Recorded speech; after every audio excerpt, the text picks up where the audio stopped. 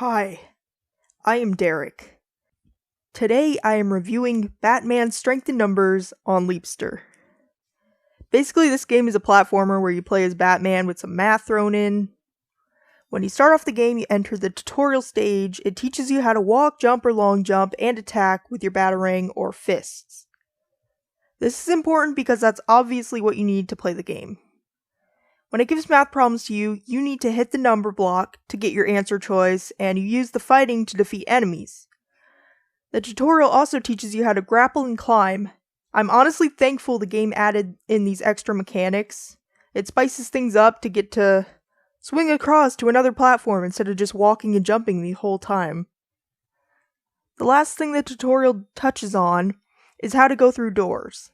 Doors are spread around throughout levels, just gets you from place to place or ends a level. It makes sense when you play the game. Anyways, once you get through the tutorial, you get a cool little cutscene, which, by the way, cutscenes show up at the beginning and end of every enemy's round. The cutscenes are voiced over and cartoony. It was a nice touch, made the game feel more like it had a story. But yes, when you finish the tutorial, you are given a choice between 3 enemies: Clue Master, Mr. Freeze, and Firefly. After you defeat all of them, the Joker unlocks as the 4th enemy. Anyways, each enemy has 3 normal levels where you fight the villain's enemy minions, and do math. At the end of a villain's 3 levels, you go into a boss battle sort of thing. In my opinion, the boss battles were really short, maybe took 1 minute tops per boss fight. If you jump and spam Batarang, which by the way has really good range, you can easily fight the bosses. Like I said earlier, the normal levels before the boss fight have minion enemies. Batman is able to punch the enemies, I think, but 99% of the time, you will be throwing ranged Batarangs.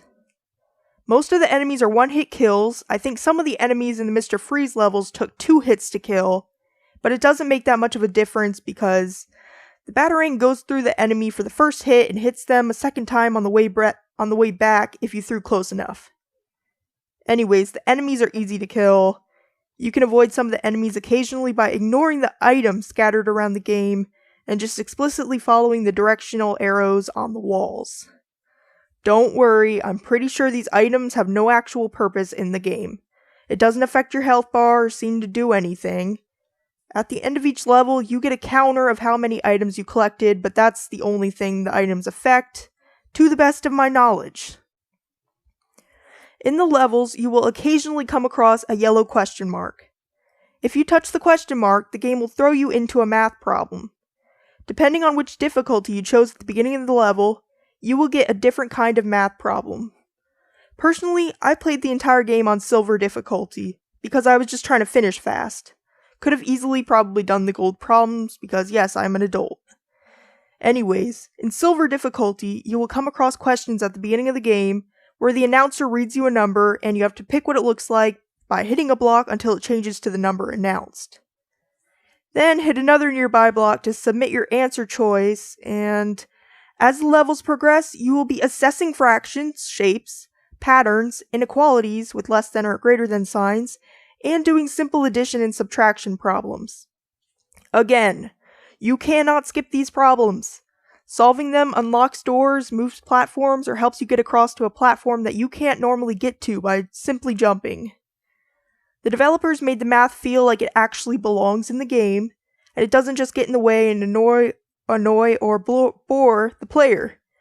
The majority of the people that play this game will probably be children, so it is amazing that they pulled off the learning aspect so well while still keeping the game fun. Anyways, back to the minion enemies and obstacles.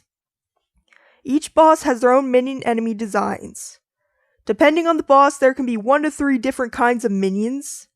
Some can shoot at you from afar with ranged attacks, and others can only hurt you by directly touching you. For all the parents watching this, don't worry.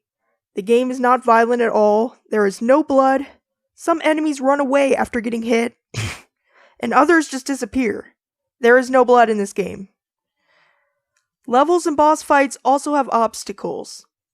Most of the time, obstacles consist of objects that start to fall from the ceiling when you step under them. These items are normally easily dodgeable. However, some stages have items that hang lower, meaning that they will hit you faster. Certain obstacles are placed in spots where Batman will inevitably take damage. That's right, it is practically impossible to get through this game without taking a little bit of damage. I'm a full-grown adult. I beat the whole game. Even as an adult who has experience playing video games at higher difficulties, there were certain levels where I would get hit quite a few times. Most of those hits were from falling objects or weirdly placed enemies waiting for Batman after he jumps on a platform. Granted, I have never actually lost a life while playing. I imagine this game would be very difficult and challenging to children with slower motor skills. The lowest my health bar ever drained during a level was halfway, and even after that you have 5 more lives, so... Anyways, falling items are scattered around levels. You can also take damage from falling down ditches by missing jumps. This wasn't that much of a problem most of the game. There were only 1 or 2 spots where platforms were placed oddly. Another obstacle that specifically shows up in the levels for Mr. Freeze is slippery ice on the ground and platforms. This is not a problem as long as you make sure an enemy isn't on the other side of the ice before sliding across it. Dealing with enemies, obstacles, and math problems are basically the core elements of this game. You know, what makes it fun. Besides that, I want to take a second to praise this game for the detail that went into making the locations unique for each boss's levels. You get to go to the Wayne Corporation, a movie studio, across city buildings, and even go in the Joker's warehouse. The game did a good job with changing up the scenery. For me, a grown adult with developed math skills, the game took just under 2 hours to complete from start to finish. However, depending on age, intelligence, and motor skills or reaction time impairments, this game could easily take a few more hours to complete. Overall, I'd say this game is definitely one of the best games on the Leapster. Please note this game is actually marketed towards slightly older kids. It would be best for children who already know basic math but want to get faster at answering problems. I would definitely not hand this game to a toddler. Again, it would be difficult for children on the younger side, but I would 100% recommend this game for children above age 6. Thank you for listening to this review. I hope this gave you some insight on Batman.